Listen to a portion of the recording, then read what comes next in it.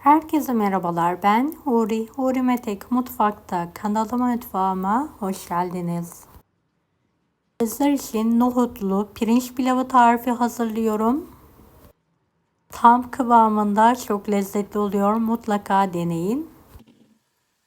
Evet, tereyağımın köpükleri vardı. Tencereye alıyorum ve üzerine bolca zeytinyağı gezdiriyorum ve eriyene kadar ısıtalım.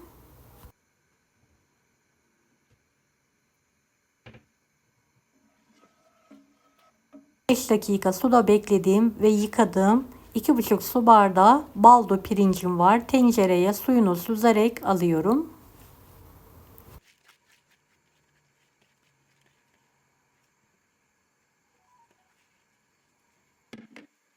Bir buçuk 2 tatlı kaşığına yakın tuz serpelim. Yüksek ateşte pirincimizi sürekli karıştırarak kavuralım.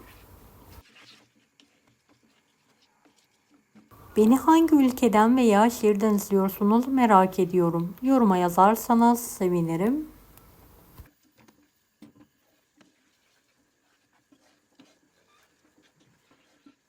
Pirinçlerimiz topak olana kadar kavurma işlemine devam edelim.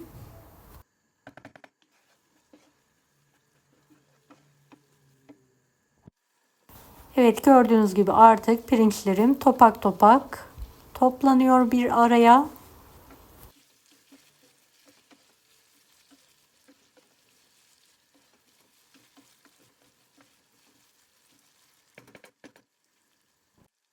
Üzerine bir kase dolusu haşlanmış nohut ekleyelim.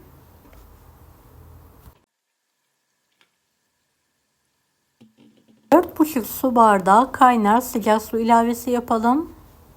Tavuk veya et suyu da kullanabilirsiniz.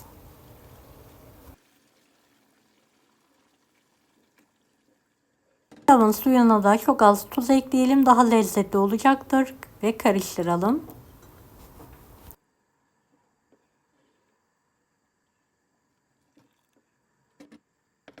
Kapağını kapatalım. Şöyle fakur fakur 1-2 dakika kaynatalım. Daha sonra orta ateşe getirelim ve suyu bitene kadar pirincimizi pişirelim.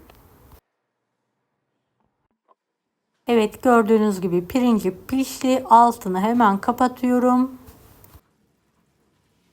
Üzerindeki buharı alabilmek için rulo peçete ile kapağı kapatıyorum ve 10 dakika kadar dinlenmeye bırakıyorum. 10 dakika sonra pilavımızı mutlaka karıştırmamız gerekiyor. Evet, pilavımızı karıştıralım. Her yiyen çok beğendi. Çok lezzetli oldu. Mutlaka bu tarifi deneyin.